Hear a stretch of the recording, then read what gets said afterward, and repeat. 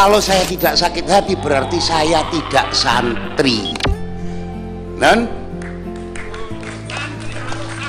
Santri harus sakit hati kalau ulamanya itu dihina-dina.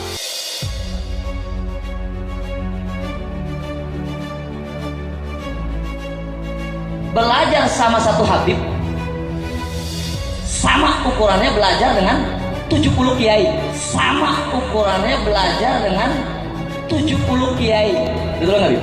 Satu habib, walaupun habibnya jahlun maksudnya bodoh kata Iwan, walaupun habibnya jahlun maksudnya bodoh kata Iwan, itu ukurannya perbandingannya amat 70 kiai yang alim. Itu ukurannya perbandingannya amat 70 kiai yang alim. Perbandingannya.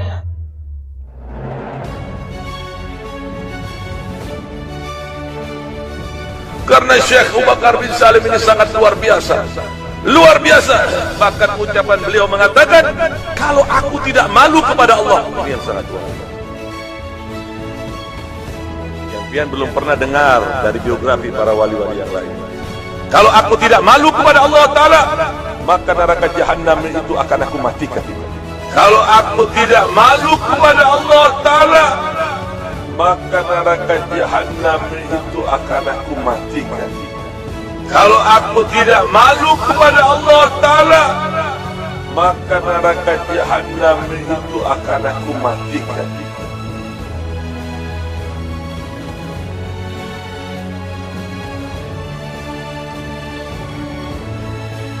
Dulu ada satu orang fasik, ada satu orang fajir.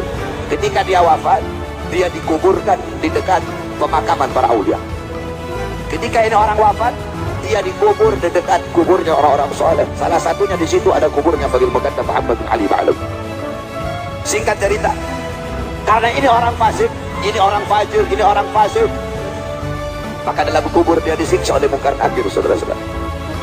Ketika dia sedang disiksa oleh Munkar Nakir, ketika dia sedang diazab oleh Munkar Nakir, tiba-tiba Fadil Muqaddam Muhammad bin Ali Ba'alum masuk ke dalam kuburnya itu orang.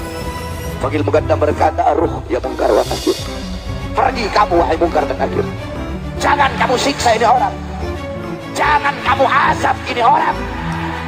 Kamu azab dia, kamu siksa dia, kamu cambuk dia, teriakan dia, jeritan dia mengganggu zikirku kepada Allah Subhanahu wa Ta'ala. Itu orang fasik dapat syafaat gara-gara kuburnya dekat dengan kuburnya orang soleh.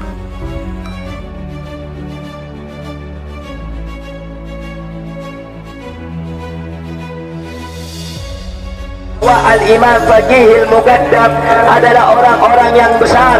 Beliau adalah orang-orang yang hebat. Bahkan diceritakan beliau pernah mi'raj, saudara-saudara, bertemu dengan Allah dalam satu hari 70 kali, saudara-saudara.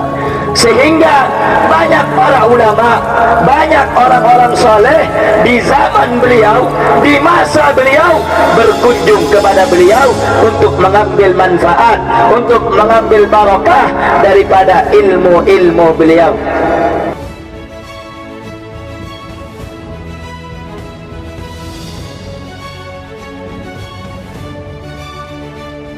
Al-Imam Muqaddam Thani Habib Abdurrahman Segaf di umur 7 tahun mengkhatamkan Al-Quran dalam satu rakaat salatnya. Bisa kamu ikuti?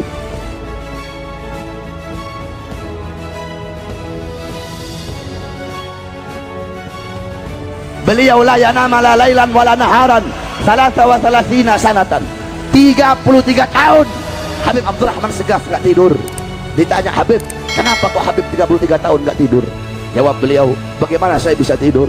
Melihat ke kanan surga, melihat ke kiri neraka, dalam riwayat melihat ke atas arasnya Allah Subhanahu wa Ta'ala. Itu amalan beliau.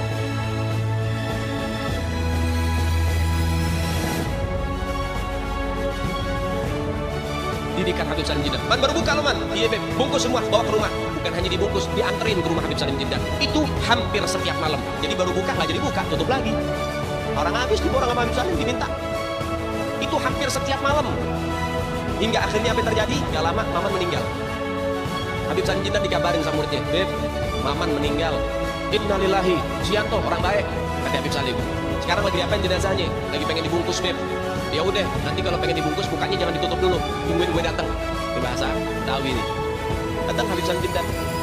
Lihat tuh jenazah tuh, pengen dibungkus, pengen ditutup kain kafannya. Beliau ambil kertas kecil, kotak. Kertas kotak kecil, beliau tulis. Ada yang ditulis sama beliau, ditaruh di bawah kepalanya si jenazah. Deh, tutup. Sebelum ditutup, habis beliau tulis, dia taruh ke kertas, beliau bilang, "Man, gue tahu lo ibadahnya berantakan, tapi lo cinta sama dzurriyyat Nabi Muhammad, ikhlas dari dalam hati. Nanti kalau malaikat munkar nakir datang nanya pertanyaan kubur, jangan lo jawab, Man. Lo kasih surat dari gue, lo masuk surga tanpa hisab." Dijamin sama Habib.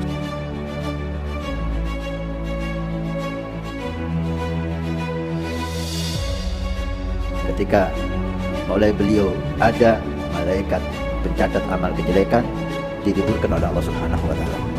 Ini haknya Allah. Kalau dikatakan apakah mungkin? Mungkin. Apa yang enggak bisa? Apa yang enggak mungkin bagi Allah Subhanahu wa taala? Kalau Allah berkehendak, siapa yang bisa melanggar? Siapa yang bisa menghalangi? Kalau Allah berkehendak, kita harus ubah, kita percaya. Yang penting itu kalamnya Sayyidina Syekh. Dan yang penting lagi, nisbah kalam itu kepada Sayyidina Syekh benar. Bukan orang lain bercara mengatasnamakan Sayyidina Syekh.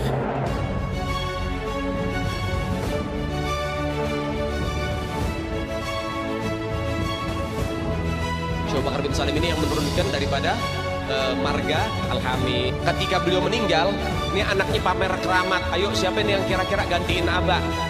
Al-Hamid ngeluarin rantai emas dari langit.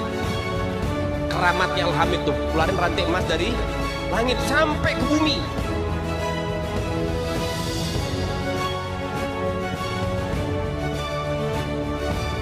Berangkat teng mriko, subhanallah, niki Habib Ahmad dugi bandara. Pesawat niku pun ngeten. Biasanya tiang nek saking nyaman kados Habib saya tongkat ngeten. Nggih, ngertos tongkat. Ngagem tongkat ngeten. Tongkat Habib Ahmad ngeten. Bahasa di bahasa Indonesia kan gitu. Nek Ahmad As-Segaf ora wali, pesawatnya rak balik. Udah Mbak. Nek Ahmad membahasakan ya Mbak, Ahmad bin Abdurrahman As-Segaf ora wali, pesawatnya rak balik. Subhanallah Pak, saksi ini kata Pak.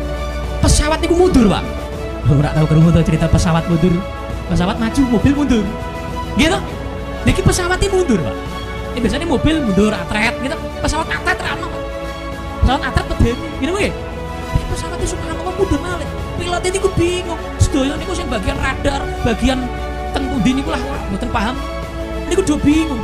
Karena apa? Karomah Habib Ahmad bin Abdurrahman As-Segaf.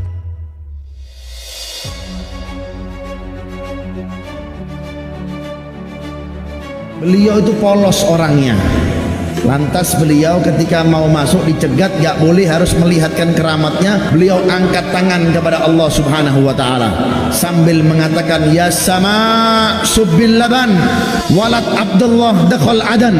Wahai yang menciptakan langit, yaitu Allah, turunkan hujan susu, turunkan hujan susu, turunkan hujan susu.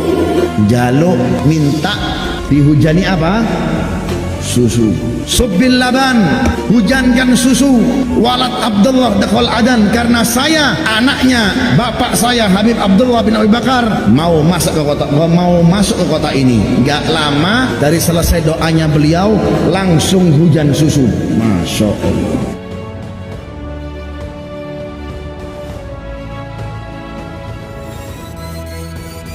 Datang ke katanya di masjid. Oh iya.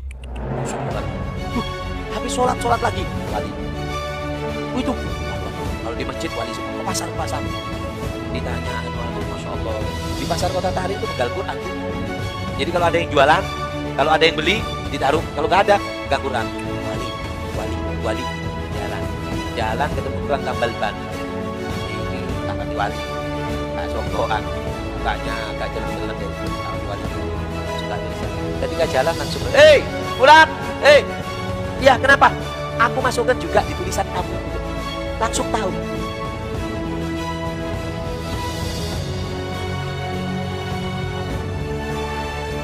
Rahman As-Segaf.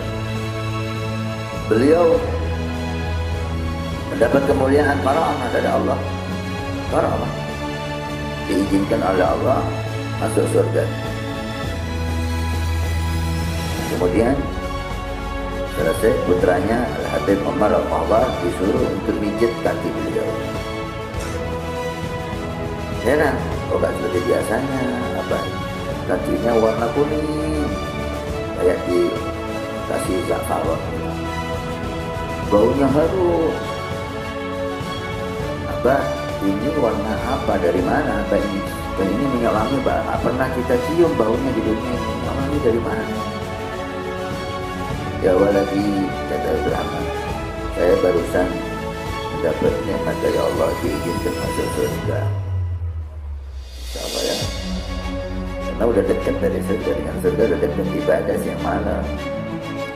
Ini warna rumput surga. Bau harum ini bau harum rumput surga.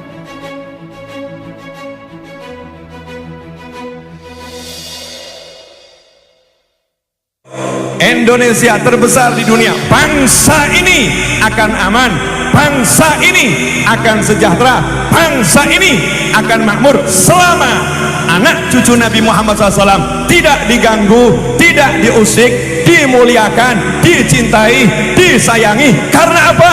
Ada doa dari kakeknya, pemimpin kita semua, baginda Muhammad sallallahu alaihi wasallam.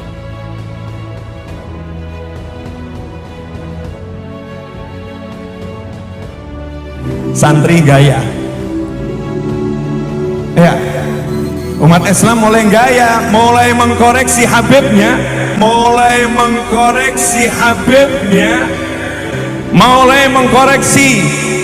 mengkoreksi ulama-ulama dari anak cucu Nabi Muhammad SAW.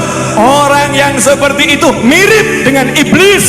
Orang yang seperti itu mirip dengan iblis.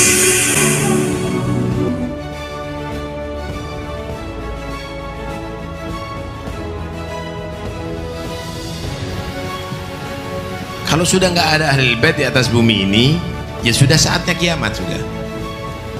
Semenjak masih ada Ahlul Bait aman, belum saatnya kiamat. Walaupun banyak masalah di atas bumi ini.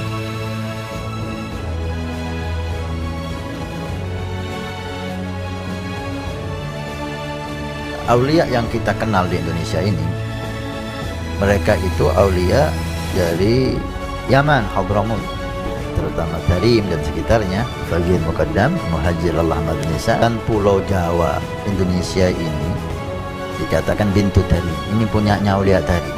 Tapi kita pernah dengar daripada para salihin bahwa Indonesia ini milik Aulia Tarim.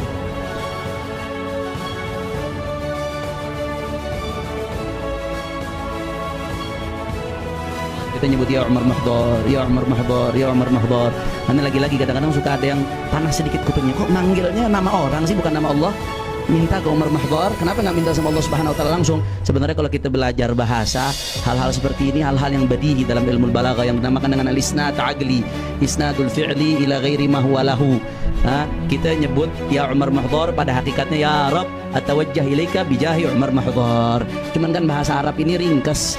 Kadang-kadang sastra, bahasa Arab ini penuh sastra. Kita manggil ya Umar Mahdar, ya Umar Mahdar, ya Umar Mahdar. Pada hakikatnya kita sedang minta kepada Allah Subhanahu Wa Taala dengan keberkahan Sayyidina Imam Umar Mahdar bin Sayyidina Imam Abdurrahman As-Siddiq.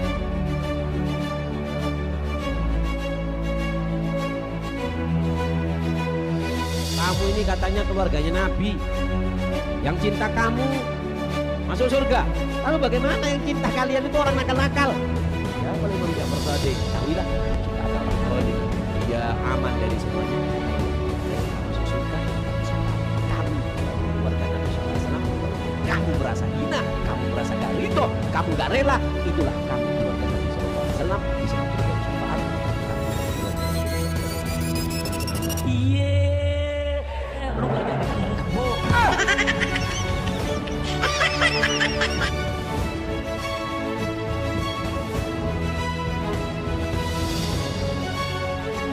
Innallaha wa malaikatahu yusholluna 'alan nabi. Allah dan para malaikat sholat kepada Nabi Muhammad. Apa artinya? Allah sholat, Allah selalu merahmati Nabi Muhammad. Malaikat sholat kalau disenderkan kepada malaikat, apa artinya? Artinya adalah istighfar.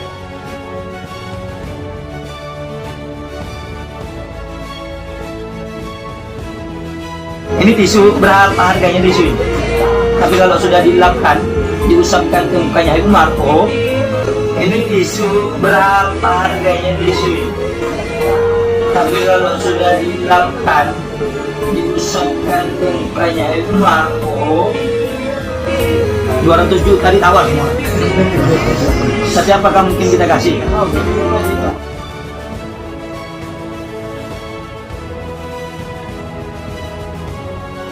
Minum, diambil sama Rasulullah. Rasulullah minum, Rasulullah sambil duduk minum, sambil duduk tapi matanya ke Imam Bukhari. Rasulullah tahu hatinya Imam Bukhari, tahu betul gelisah nih orang. Diminum sama Rasulullah, sekali diambil gak jadi, Rasulullah minum lagi, minum lagi sampai 3 kali. Nabi kalau minum tuh 3 kali teguk, Bismillahirrahmanirrahim, Alhamdulillah, Bismillahirrahmanirrahim, Alhamdulillah, Bismillahirrahmanirrahim, Alhamdulillah. Itu sunnahnya Nabi SAW. Setelah 3 kali dikasih sama Imam Bukhari. Begitu dilihat, Imam Bukhari menyumpah, wallahi saat susu tersebut yang ada di dalam mangkuk ada awal di tanganku sampai kembali ke tanganku, tidak berkurang 1 tetes pun susu tersebut, melainkan keberkahan dari tangan Nabi Muhammad SAW.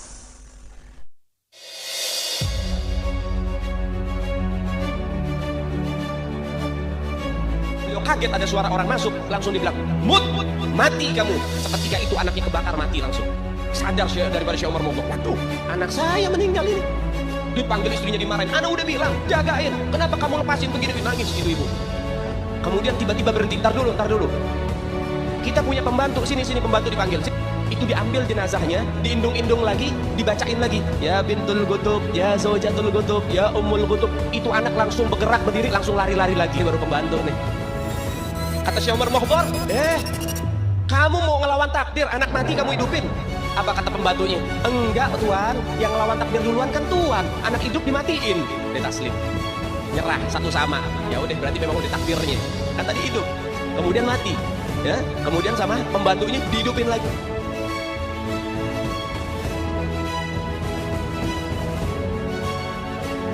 Oh, tempatnya terbatas, kebetulan girannya makamnya Al-Habib Musyayikh untuk ditempati oleh mayit yang lain.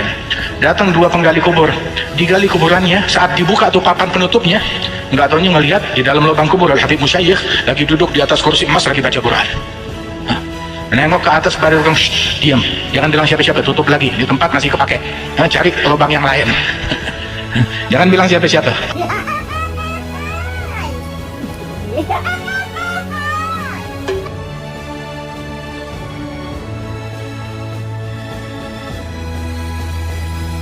Ulama para salafun salih, Al-Habib Abu Bakar bin Abdullah Al-Attas 1 kali duduk baca Yasin 90.000 kali. 1 kali duduk itu kamu baca Yasin paling banyak 40 kali. Itu pun kalau ada hajat baru ziarah. Keluar Batang ada hajat baru baca Yasin 40 kali. Kalau nggak ada hajat mana mau kamu ziarah.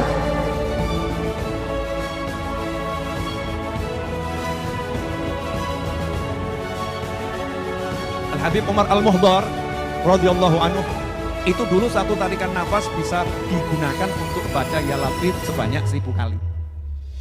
Satu tarikan nafas. Contoh itu mana? Kamera action.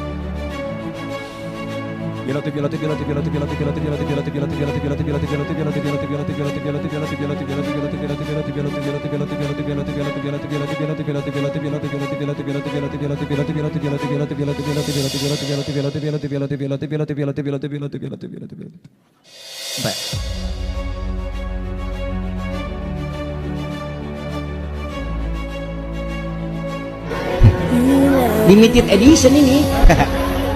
Muka-muka impor. Kalau lo kan muka lokal.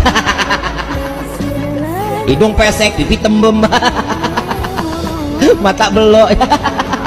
Persis kayak celengan Semar.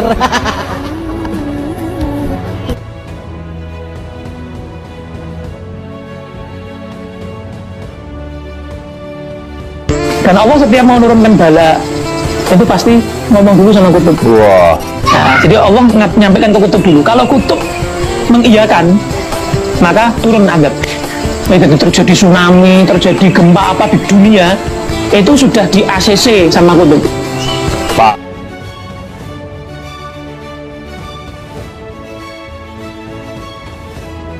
Imam Bonjol? Semua pasti bilang pahlawan, betul apa enggak? Imam Bonjol pahlawan Indonesia bukan? Pahlawan nasional bukan? Sekarang siapa namanya Imam Bonjol? Al-Habib Muhammad Syahabuddin, beliau habaib dari kalangan bin Syahab. Imam Bonjol itu bin Syahab, masih daripada kakeknya Habib Rizik, saudara sekalian.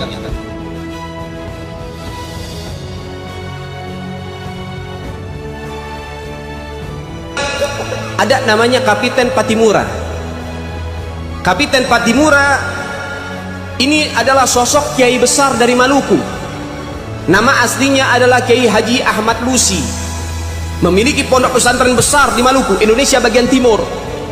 Ketika sampai seruhan jihad kepada mereka, ternyata Kapiten Patimura nggak ngumpet di pondoknya, keluar sama santri-santrinya, keluar berjuang berjihad bersama santri-santrinya. Ini baru sosok santri, sosok kiai yang betul-betul cinta terhadap NKRI, saudara.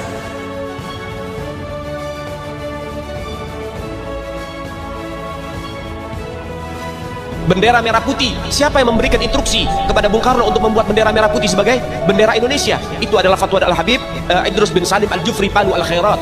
Goblok.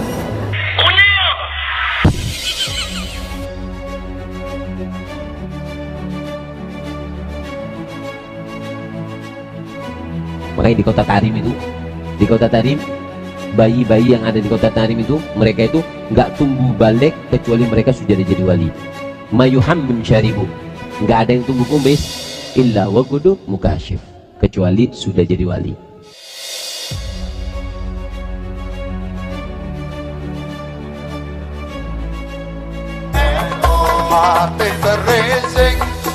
Habib Rizik guru NU,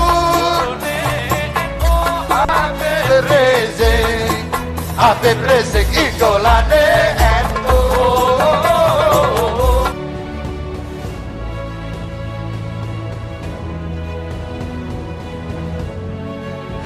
Mbah Hasyim Asy'ari ku badane istikharah, takon karo Mbah Kyai Khalil Bangkalan, ngawitake ndhirikake Nahdlatul Tujar, nahdoh pirang-pirang, akhirnya bingung. Sampai melajeng wonten Mekah istikharah wonten Masjidil Haram. Akhirnya diudari dening Ki Mahfud At-Turmusi lan Ki Syekh Ahmad Nahrawi. Mikmire dawuh kalian Ki Hasyim Asy'ari, kowe bali yo. Iki alamatnya sing bisa ngadeg NU cuma wong loro. Siji Habib Hasyim bin Umar bin Yahya Pekalongan, loro panjenengan.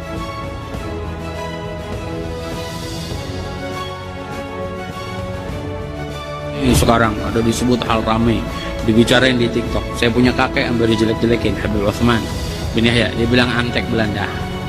Zaman dulu itu Belanda luar biasa loh. Dan Habib Utsman punya langkah. Beliau memang dalam kitabnya Manhajul Istiqamah ada membahas untuk tidak ada pemberontakan, tapi bacanya yang jelas, jangan cuma pas garis itu aja. Itu di situ disebutkan. Bahkan bukan cuma Habib Utsman, dulu almarhum Ki Haji Hasyim Asy'ari juga begitu. Bahkan bukan cuma Habib Utsman, dulu almarhum Ki Haji Hasyim Asy'ari juga begitu. Dulu almarhum Ki Haji Hasyim Asy'ari juga begitu.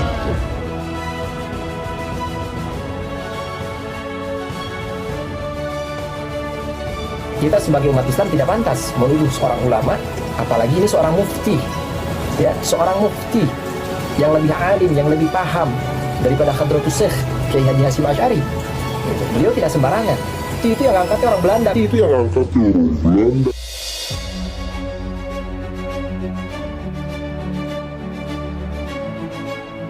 Dengkot dan loyalis-loyalis yang mengatasnamakan, yang bertopengkan NU, tapi dalam kenyataannya sangat-sangat bobrok, yang membuat kalian tersinggung. Sangat bodoh kalian. Hancurkan penipu-penipu seperti kalian. Kecil. Norak kalian, bobrok kalian. NU tidak dibentuk oleh Hasyim Asy'ari yang nol besar. Saya tantang kalian.